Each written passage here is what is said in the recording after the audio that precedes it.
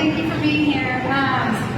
These artist talks are always super special for me because I love to hear from the artists, and when I'm hearing, just a couple blips that they're regurgitating at the opening because they're trying to deal with all the chaos and people here. So there's never a lot of people these days for us compared to like our big openings, but I always feel these are so personal and intimate and just the best way to hear about the show. So thank you for being here. It's great to be back. I'd like to introduce Austin Uzor. He's in from New York. So welcome, Austin. He's going to tell us all the good things.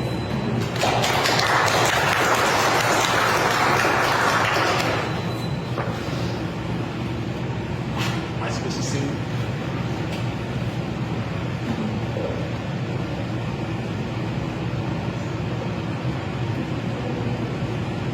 Hey, everybody. Welcome to the program. Hey, how was the car? I'm excited to be here. Excited to talk about my work. Excited to have conversations about just art in general, and just see, how we can, push, boundaries. First of all, I want to say thank you to Lauren. Thank you to everybody who showed up today, people who showed up to open.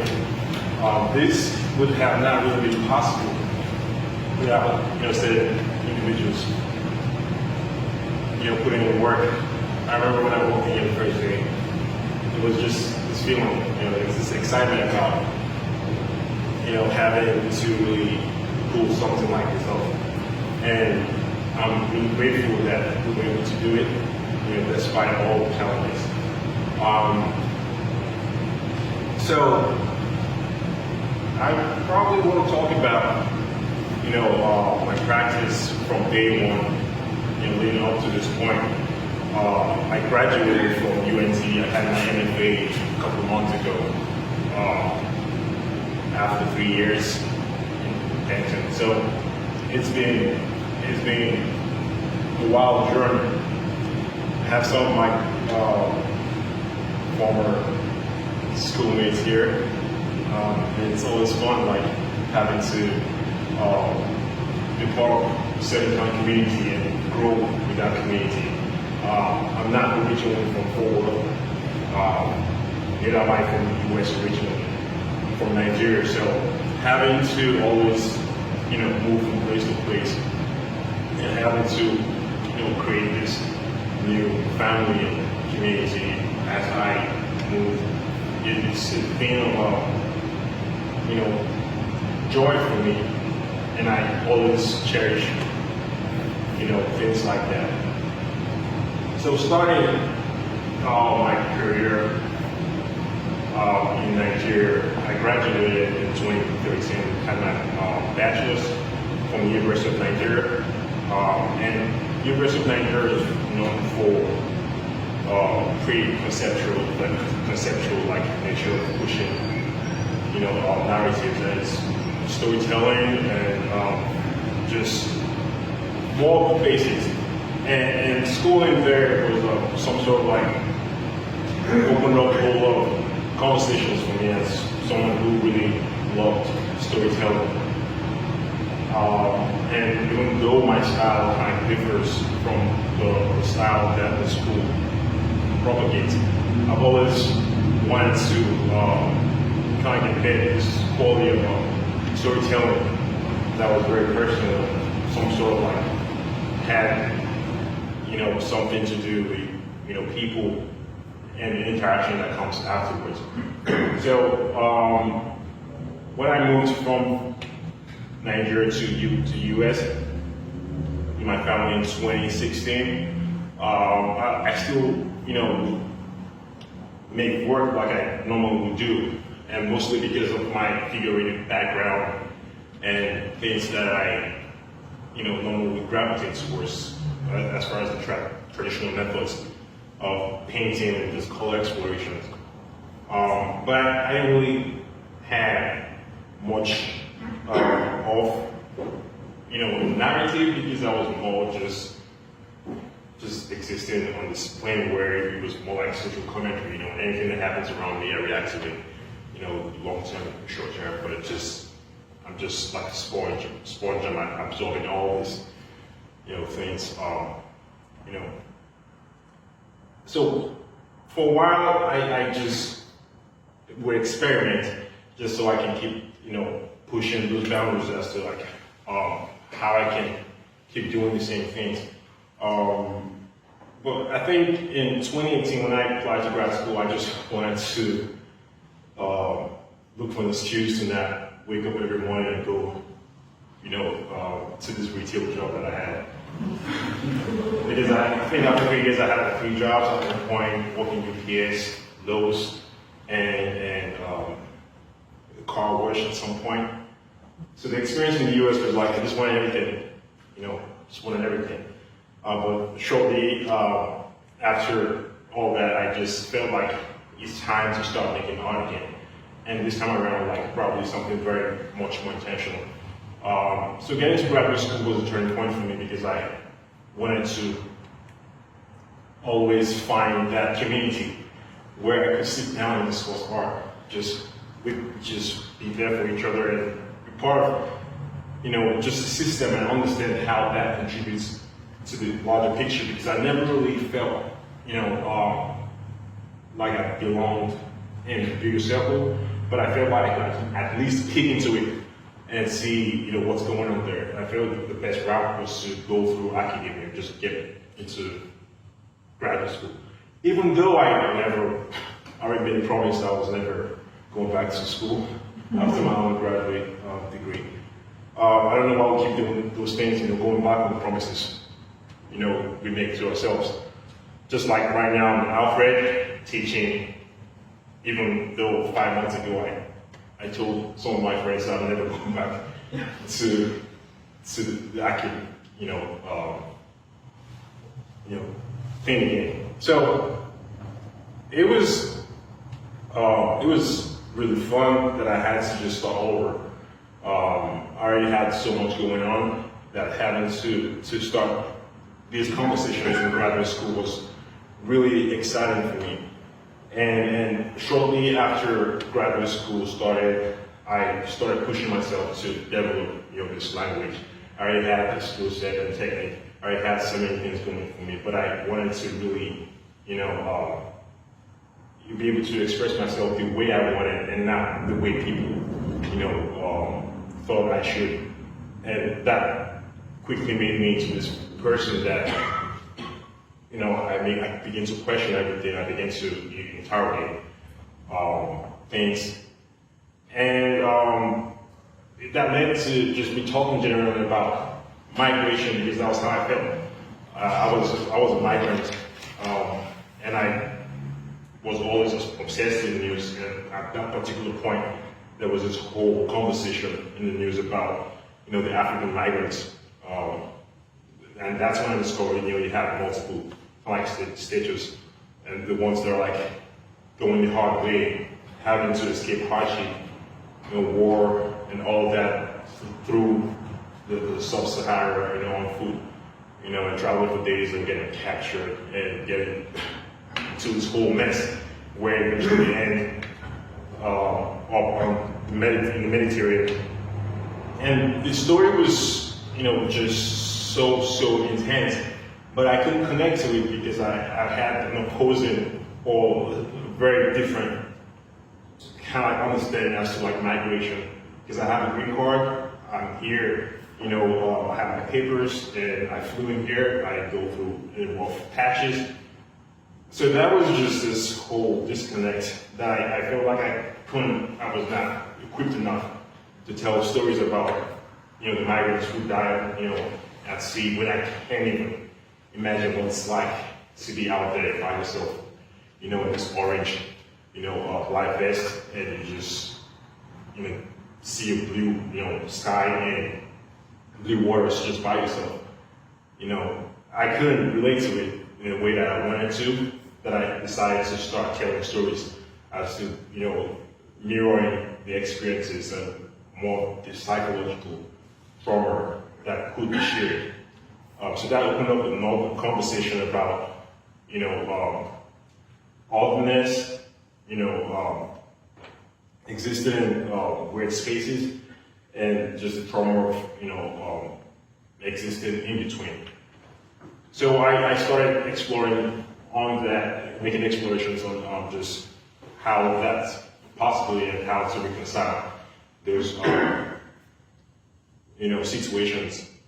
And eventually, what happened was, I think in 2018, my sister had her wedding in Nigeria, so I was going back to Nigeria for the first time after 3 years or 2 years, and it was exciting because I'm already here, and just having to go back was fun.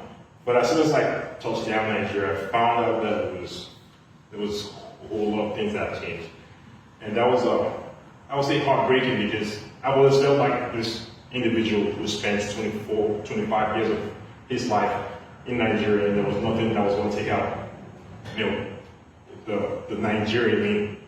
But upon getting back to Nigeria, I found out that the country, just after 2-3 years, had left and moved on without me.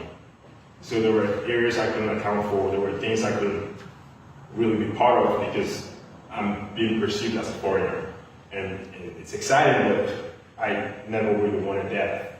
So exploring psychological spaces, going back to my home, the physical architecture, having to grasp, whatever it is that's left of it, became my sole goal, just in a way to keep reinforcing the idea of sustaining the idea of home, both the physicality of it and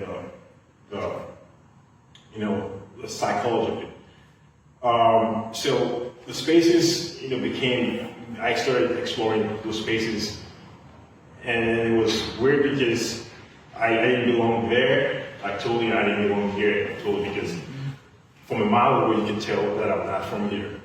And it's just an awesome feeling, but at some point it's just too much having to deal with that, like, for the rest of your time here. Like, it's just a weird feeling. So I always found that to be driving force to establishing new spaces now, and creating those spaces that were specifically meant to care for my just well-being. So in a very therapeutic way, I am merging, fragments from the past and present. The past being Nigeria, present being the US, and in a very probably, would I say, a conscious way, I'm just working my way into building, these new spaces that can serve as, that window and an escape route into a totally new world that is probably identifiable in some sense to my experiences, but much more something that I can really disappear into it and not feel like it has to serve a specific purpose of being aesthetic or functional, as it may be. So that was the goal, and it just quickly took off into me just going crazy in the studio, and it was exciting because having to not have, like, restraints, you're not having to really please anybody. You're in grad school, you don't have to sell paints to survive, because we found different ways to survive, like student loans. Yeah. So it's easy to just you know what, I can do the rest of 3 years here and not really think about those problems, because I can accommodate those problems and just focus on just making work solely for me. And that was the goal. And I started making those panels. I think it was in summer of 2019. I was broke, but I don't know what I kept doing. I just would go to the hardware store, and I just would see these panels like it's not cut, and I would just cut them in a different shape over there, and I would bring it to the studio. And I had at some point I had 8 panels, 1 by 4 feet each. And the idea was just for me to play around with it, because I always loved the idea of making panels. And I always make the works, the problem this kind of work as a graduate student it's just terrible to think about logistics. You know, you make your work in your studio, you can't even get it out of the studio to create space. You know, just hallway because you never thought about door framing the size. You know, that was never the question. So that became a nightmare that I always would find new ways to still do the same things that I love doing, which is making massive works. So I started making those, and in just very short period of time, it started growing, and I found out that it was fun for me because I was not specifically putting in kind of like the structure of making rectangular paintings, where it's just one painting and everything kind of fits into it. You have to plan composition. You have to make sure it's kind of like it's its own thing and it's its own thing. That didn't exist with those panels because it was just this visual diary on the walls of my studio, and I didn't have to edit nothing. I just, whatever I felt like doing, I did. Whatever mark I felt like making, whatever image I felt like putting into it just naturally just going there. It was just a way for me to just, express myself without having those restraints. And it was fun for the first couple of weeks because I went from just 8 panels to going back to the hardware store and making more 8 panels, and the studio wall could not hold it no more. So just whenever I felt like I couldn't go further with any one, I would just get it down and I would just go back into setting up new ones and just going right into it. So I started playing around with it. That it went from just being 16 pounds to I think 150 pounds. Yeah, so having to show them became this whole pilgrimage where I'm traveling to different spaces with these works and having to, on the spot, have the works activate the space. And that was the back and forth, of the whole thing where the works kind of perfectly fit into any space, no matter how irregular, no matter how crooked the space, looked. And I like that idea of the wall, activating the walls and being part of the space in a way that it's never been. And I really thought about how that became much more of a thing in the future. So going from there, it never really took anything away from how I worked, which was just having to merge or just blow that line between manufactured memories, imagination and dreams, just having to work in that ephemeral space and really know activities. I'm working photographs, going back to old photographs. I'm trying to see exactly what I can get from it. And it's just like a starting point now, having to start a conversation, go back in time, and in a very interactive way, I have to start nailing things down and start the painting in a way that 5 minutes after looking at the photograph and starting off, I'm going back into it, with this strange mark, there's this violence now, that starts occurring, while I'm painting. And it took me a while to understand that my process had changed and I had to just own up to it. And I think when I did that was probably my second year. I usually would play music, I usually have my headphones on while working.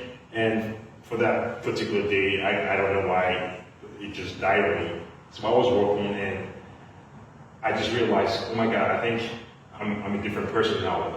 All this violent noises, my marks, my movement, all this pacing, I'm just going back and forth in a very disturbing way. And that's why I realized I never really let people into my studio, because there was this whole activity going on there that I felt was illegal, and shouldn't be a thing. So the whole process developed into me having it be this massive thing that eventually I could use as, probably just the language now and vocabulary. That the goal was eventually to have the paintings come off the wall and become their own space. And I always thought about how that would happen. And as a graduate student, that was not easy. Think of applying to grants, doing all this stuff, and not having wanting to be able to get the funding for it. I took matters into my own hand, and I thought about making the structure much more bigger structure. Now, this time around, having the paintings become its own space. And here, it's just the same structure, the same kind of like length, but it's much more longer, and the weights are the same. It's 1 foot each.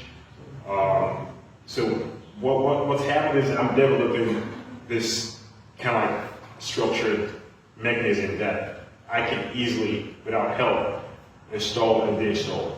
Because I just did that myself, and I feel like I could push that into my work as a way of referencing that pilgrimage, which was like much more probably spiritual, in the sense that I'm traveling back and forth and having to go to these spaces and install and deinstall. So all of that happening, this painting, this particular structure became one that I had to really think thoroughly about how it could envelope this whole body of work, how it could kind of tie everything together as far as like just the idea of painting and the idea of the narrative as a whole, the physicality of it. And when from inception, I always thought about just the outside painting, those photographs now, in a very confrontational way. So I'm going back to group photographs. I'm going back to like having to have it, on the outside, and you have that raw quality of it, just there, the statement being there, like you don't really have to really know much about it, but it's just there. And having to do that took me way back, because I'm either part of those the photographs, some of it, or I either took some of it. So there's this element of me going back in time and having to interact with these photographs, one last time. And there I'm breaking down, people's character, events, things that happened, and like there's one that has a soccer photo of like 12 people or so in there. I was in there, and I had issues with some people there because they would not pass me the ball. So I'm going back and forth while I'm mixing and making those paintings, and I'm thinking, dude, why did you do that? But it's just me in the studio, and it's taking me back to this space and it felt really good to be able to do things like that, and having that iconographic, images of the women, dressed in the traditional Igbo attire, and having to always have them pop up every now and then, because my mom was there. I can remember vividly how that photo was taken, and it's just one of those images that is stuck in my head. The overhead blue water tower, take me back to my home in Nigeria, because whenever I think about the home, the physicality of it, that's the only thing I can remember right now, as far as like that's the image that comes to my head. So it's like it's never ending. That cycle keeps pushing me to, reinforce how I reapply the images. So that became a thing as like me trying to bring this to not really final stuff, but me creating this space for myself now. A space where I can easily go into and just disappear into. And that was the goal. And I think things changed when people started interacting in the space. And that's why it's different now, because whenever I show this at first, my thesis back in February, it was much more intimate. And I showed it in a way that it was just a spiral. So you were coming in and you're going around and you're seeing all the images of figures in a very confrontational manner, like outside, and all of a sudden you see this blue entrance and it takes you right into it and navigate all the way to it. And there's this sizable circle in there where you can just stand and look at things from that vantage point.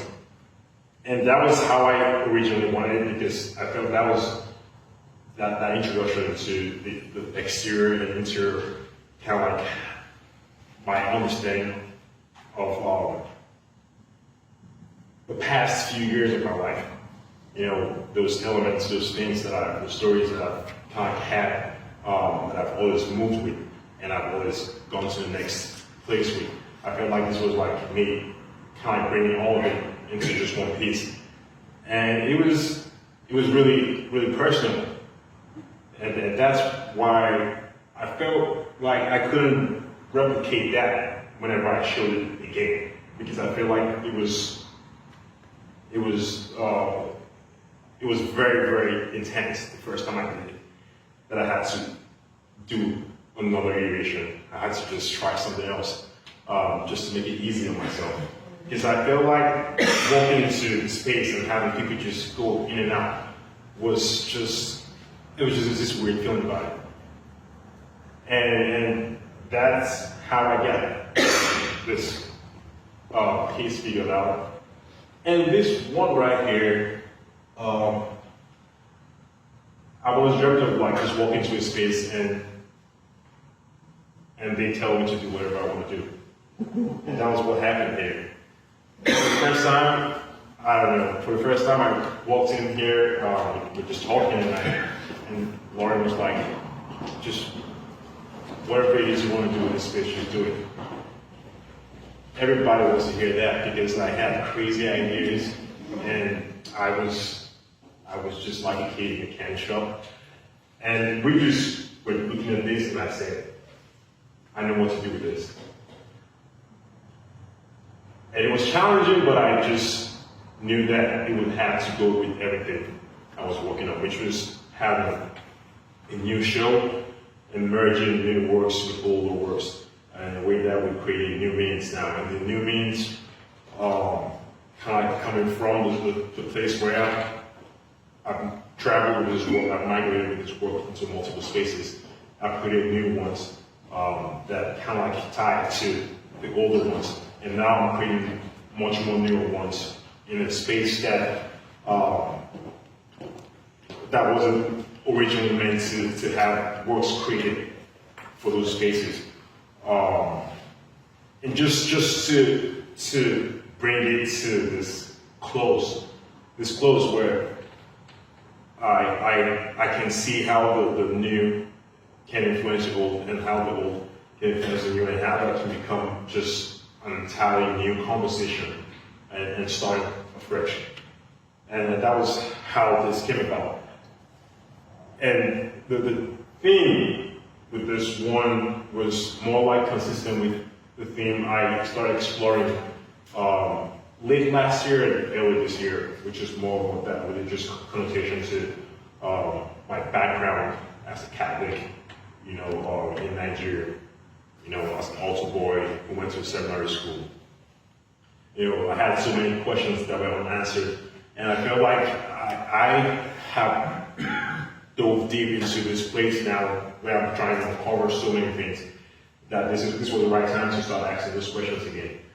So I'm going back and I am readdressing, all these misconceptions, in the way of having to tackle them in my paintings. And that's how this front and back triptych kind of came about. And same with the paintings that are like associated, the individual rectangle paintings that are associated with them. All of it was just so we could get this whole series to a very appropriate close. I don't know if it's there yet, but I feel like that was the goal for me. Because I thought I was tired of just dragging it. Did I talk for too long? Does anybody have any questions for Austin? Right. My name is Cameron Walker. I just want to say I love your work. It's my second time seeing it. And I want to touch on the first thing you mentioned when you first started about having a disconnect between you, like from Nigeria and here, and using your artwork to kind of cope with the identity crisis. So my question to you is that how do you feel now? Do you feel more comfortable between both places, or are you still kind of struggling with that, like as of today? I think making the work even made me much more distant from, because it's more like I'm doing research now, like a compulsory research, and that even makes it worse for me, because for every turn that I take, there is another turn, and it keeps going into this rabbit hole. And yeah, it's weird, but I would say the goal was at some point to create that balance as to like how I eventually got accepted into both worlds, but the goal eventually changed to like me creating a world for myself to be able to exist in. So that third space is what you're seeing right now, and that's what I can live with. Knowing full well that I can sit here all day and absorb all these paintings like I made them. And that's kind of like, for me, that does it for me. Just to creating that third space now and having to disappear into it. Not coming from the standpoint of the creator, but more of a spectator and someone who's witnessing some of this for the first time, because trust me, sometimes I go through these things and it's different from the way I normally work, and that's why it's special for me. Okay, last question, another question. I'm assuming it's not your first exhibition, right? No. Okay, no, okay, so I know you said that you worked rigorously creating work to, for your theme or whatever, so I want to know how many artworks or whatever you create, like number-wise, when you first started exhibiting your work. My first solo exhibition was back in Nigeria. It was ballpoint pen drawings. I made, I think, 24 of them. They were similar to the sizes you see over here. But it was right after graduating from college, university. I developed this technique, for drawing. It was using ballpoint pen. So I just jumped on it and just took it just to a different level, where I showed it, and it was huge. But after that, people started calling me the ballpoint pen dude. And I just got, a degree. Spent 4 years in the university, got a degree in painting. And you call me the ballpoint pen dude. So like this is, and coincidentally, I was moving to the US while the show was still on, in the middle of the show. I feel like this is the point where, just start something. I've always loved painting. I've always loved the fact that the boundaries were limitless. That's why, I can always bounce around different client ways of, doing what I do. So, this shows, this is not really a conventional, gallery show. And that's why it's exciting to me, because commercial galleries welcoming me into a space to treat it like, my studio space, and not, the stereotypical gallery space where things have to be done in a certain way, in a certain fashion. And that's exciting. So for me, I've always pushed for, the idea of having to balance it all, but have my own way of expressing myself be my priority, and not having to cater for what's out there. So no specific number. Pretty much. Yeah. Okay. I appreciate it. Thanks. Have your colors changed since you came here? To the US? I think it's always changing. It's always changing. And I will say that because the past couple of weeks I've been making paintings Alfred, and they're all dark. That's because I haven't seen the sun in days. And it's just not me consciously trying to push that narrative, but it's just those feelings, those raw feelings and emotions, just finding a way to work. So it's always a thing for me. Color exploration and color as a language has always been one thing for me. That is always exciting because I can see a lot with just color and not even push for other forms of communication, and that's exciting. So it's always changing. So, how long was it like between your undergraduate and coming to here? Like, how long do you think it took you to get to this point from when you were an undergraduate? I've always dreamt of being here, and that's weird because when I got here, I never really thought about the fact that I was here, and that's how I kind of messed things up in my head. As an undergraduate, you have these dreams. So graduating in 2013, I was always thinking I need to have a solo show. And I had a solo show in 2016. But for me, that was late because I needed to have a solo show right after graduating. But coming here, that changed my concept of time because I wanted to achieve all this stuff by turning 30. But I understood that that was just the society kind of construct and what people already, there was expectations that I was willing to just let everything go for nothing. Just, so graduate school was just a turning point, which was not me trying to, get myself to a place of recognition or anything like that, but much more like having to escape doing regular jobs and all that, and having to just be in the community, like an art community where I could feel like myself again. So it was not, up to this point, I don't really see myself as someone who's trying to push for a certain kind of boundaries, like create a career for myself, in a way that it has to be standardized or something, or expected. I'm just existing in a space where I'm fortunate enough to just use my experience as to what's happened as a way of, as a tool to just express myself. So it could be catchy, it could be fun for some people, hey, this is exciting, someone who's expressing himself in this way that it's kind of different because of the story and because of what's in it on those underlying factors. But I feel like it would still be the same for me because I've always, I'm always telling stories that are just from a personal standpoint.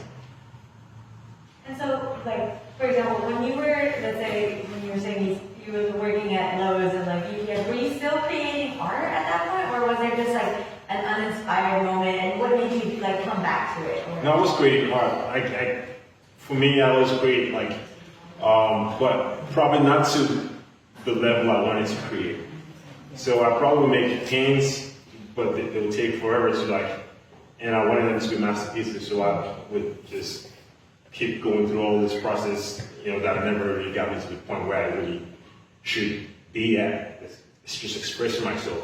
So I wanted time, and that's what graduate school gave me, and time to create, which is not really typical in graduate school, but the fact that you've been exposed to a studio 24/7, and you can do whatever you want, and not, you can fail and not really feel, like the world just came to an end. So all that gave me much more in the bag as far as pushing those boundaries. Thank you. When you're in the zone, what are you experiencing in your body? Like, is this, or do you get an idea for something? Is it just you're letting the feeling move through your body, or are you just like putting colors that are interesting? Like, what is your process as you're going through a massive piece, and what does that feel like to be in your body, letting this thing flow through you? It's one thing I can say about me being in the zone. Just like every creative, it's dicey. Some days you come into the studio and you want to force that conversation to happen. I mean, it's cool, it happens, but you eventually have the upper hand, which is you lead that conversation and you take it to the point where you influence the decisions and outcome of that conversation. Other days, the way I work is I like having that dialogue. I kind of have let go of so much, learned most things because I feel like the canvas and the surface has its own rights to be part of the conversation. So sometimes I want to say something, but the canvas has it has time. Just has a totally different idea, and that's just that battle now, which is like no, yes, and it could get real serious, especially when you have a deadline to produce paintings, and it's that love-hate relationship where you plan to work, you come into the studio, you think you got 200 hours to spend on the painting, and just 15 minutes into it, you're just like, I think you said the right thing and this is done, and it's done. Some probably take 2 years. I have painters who kind of torment me like every day, walking there, because I have to have the last say, but the painting is like, no, it's not going to happen. So those conversations are very, very, very personal, and it kind of influences, for me, my practice influences the creation of those new spaces that probably never existed, and that's why I'm able to compromise. And it's much more, I won't say rewarding, but it takes a lot. It takes a toll on you, and it's a lot. Are you able to make room for new relationships in New York now that you've left your community?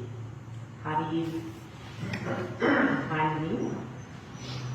Well, I should be in New York for like a year or two. So somewhere in the back of my mind, I'm like, okay, whatever it is we're doing here is playing. It's not gonna last.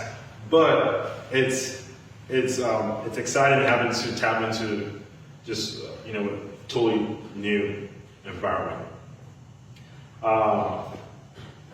But it's hard too, because one of the reasons why I moved there to the job was just so I can see if it's still the same. I feel the same way about moving, and I never really thought about how much I miss Texas until I left, in August. And every day I'm like, I freaking miss Texas. I never knew I was going to say something like that, but I just, every day I see stuff happen. I'm like, I miss Texas. And for the longest, I'm feeling the same way I felt about moving from Nigeria to the US. And it's always going to be that compromise, but I think at the end of the day, all that will come together as far as like me trying to find a way to cope. I have a question. So when you first started making work here, and you were exploring your own feelings and like your emotions, like Nigeria versus like America, like in those memories, and were you ever like hesitant or like uncomfortable showing it to audiences here or showing it to audiences back home, like when you first started making it, like how do you, were you, and like if you were, then how did you overcome it? You know? That's always been something that has been there, and that's where me developing a language for myself and solely for myself alone became apparent. Like I needed to find a way to feel comfortable showing these pains, and the abstraction,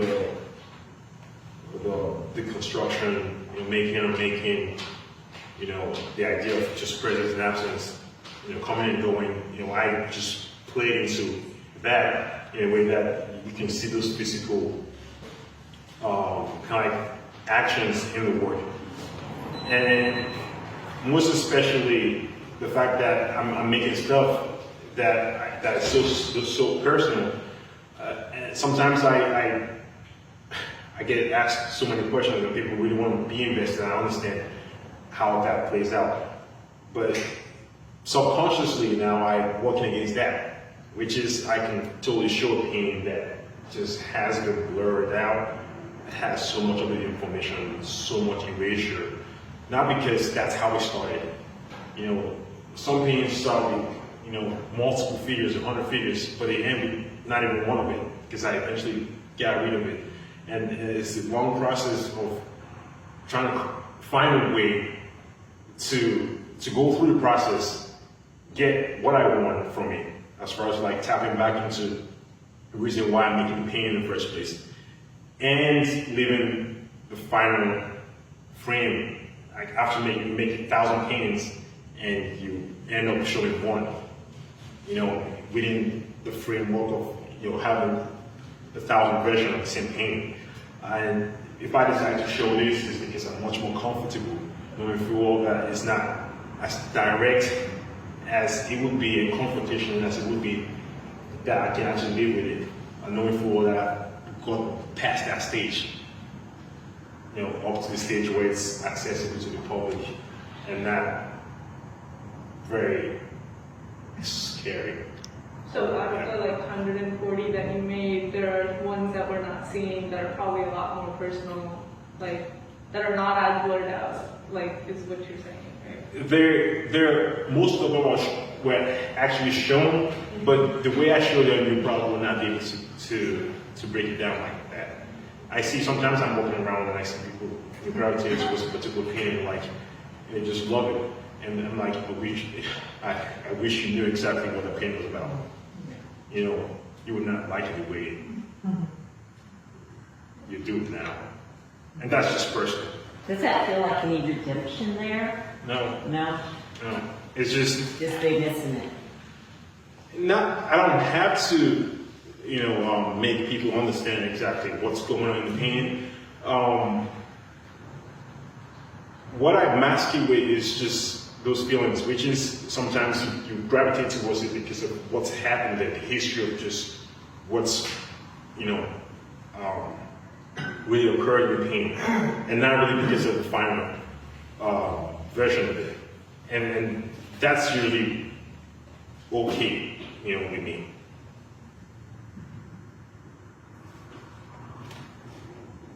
Hard to let him go. Real quick, what would you say is one of the biggest mistakes you made, sort of entering art world and process that? As far as mistakes, I don't really make mistakes in art world. I don't even know what the art world looks like and what it's, because I kind of separate myself from all that's happening in that world. It's very dense in there. So I don't really know exactly what happens there, as far as being really direct. But as far as mistakes, I'll say I can't really think of any right now.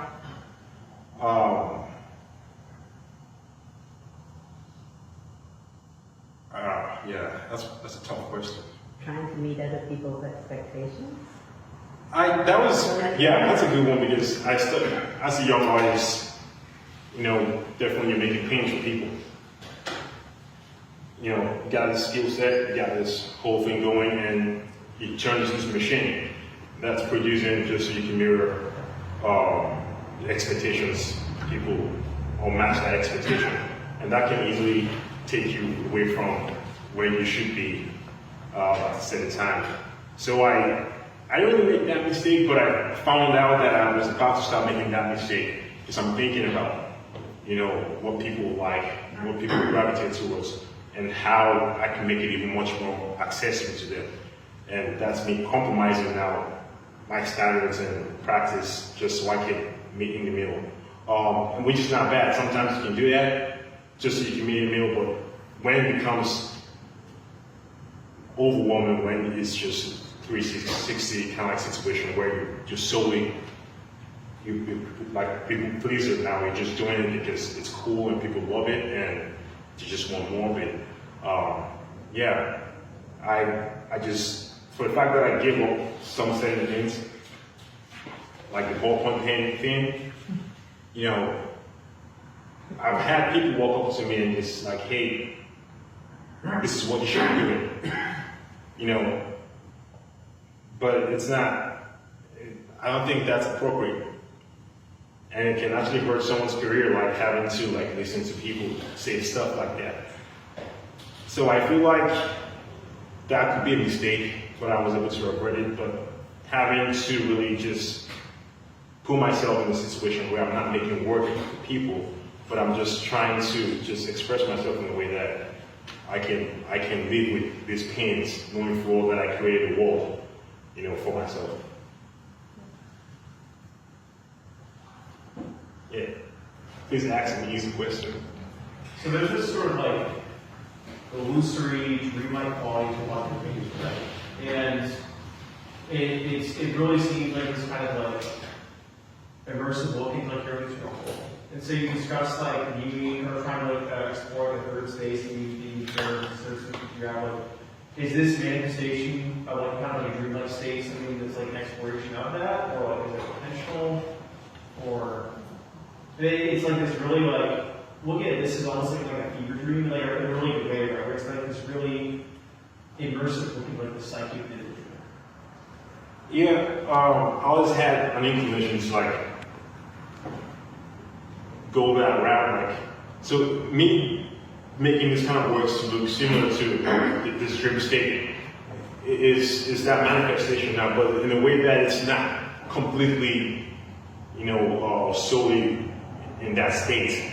It could serve as just memory and fragments broken down, into, how it's been traveled, how it travels and how it's been interpreted.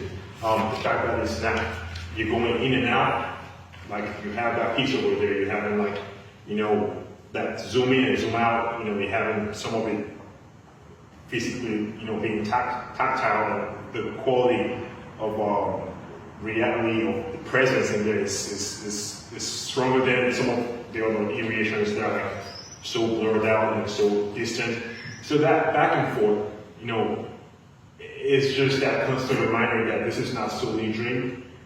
It's probably a dream, manufactured memories, all of that mixed into fragments from the past and the present, just very little of the present, and just into stirring this whole pot together, just this new, version of something, this visual that can exist in this very ephemeral space. Thank you. Thank you.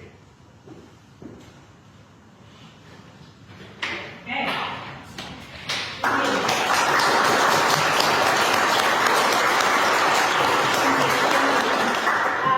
So thank you guys for coming. I want to just thank Austin. So just so everyone here knows, this has been a very special show for us because we were just reopening after being closed for quite some time. And when I wanted Austin to do this show, there were a lot of other galleries that wanted Austin to do a show. So we're so grateful to have you here. This has been an amazing show to be immersed in for the last couple of months. And we are very excited to see what happens next. Thank you. It would not be possible without every one of you. And I really appreciate everybody coming out here and supporting it. It makes me very emotional going through all that.